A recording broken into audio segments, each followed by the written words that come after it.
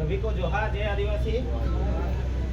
आज हम खांदना तहसील एसडीएम कार्यालय यहाँ पर आए हैं, जो कि किसानों की जो मांग है, ये कोई पहली मांग और पहला कोई शोषण नहीं है।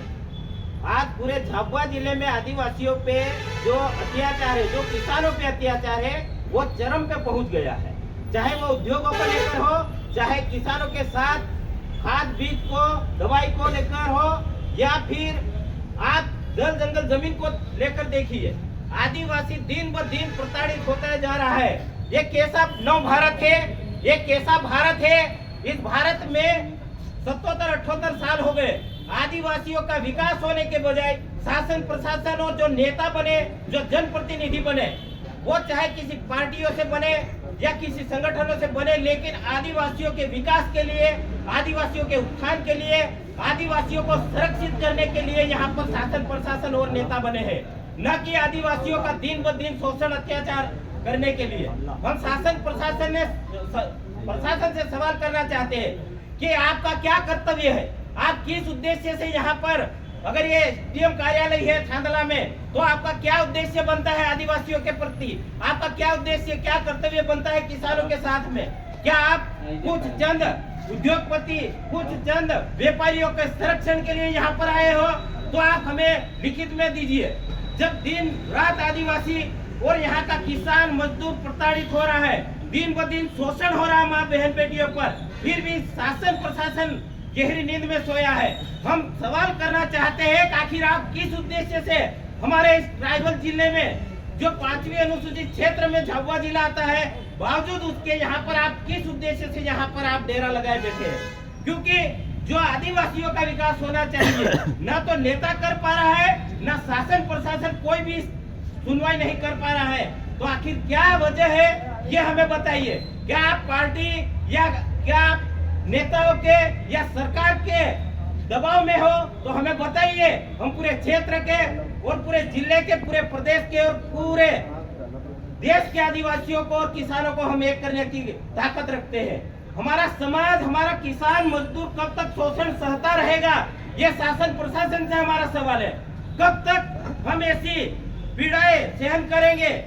हमारा समाज मजदूरी के लिए पलायन जाता है, वहाँ शोषण होता है। हमारा समाज खेती किसानी करता है और खाद बीज वहाँ पर लेने जाता है, वहाँ उनके साथ शोषण होता है, ठगी होती है।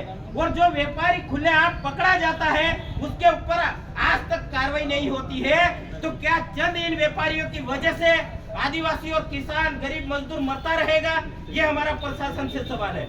ये कैसा न्याय है आपका?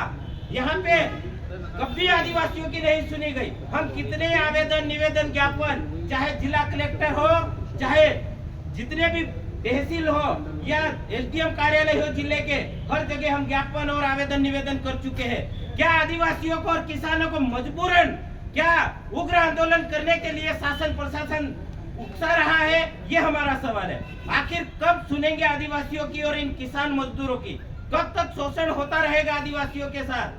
इस आजाद भारत में, इस डिजिटल जमाने में, आज सोशल मीडिया के माध्यम से पूरे देश में आदिवासी, किसान, मजदूर लड़ रहा है, संघर्ष कर रहा है। वो अपने हक के लिए सरकार से और प्रशासन से आवाज उठा रहा है, लेकिन आज तक नहीं बोल पा रहे, शासन प्रशासन जवाब नहीं दे पा रहा। इसका क्या कारण है, ये आप हमें लिखित में बताइए।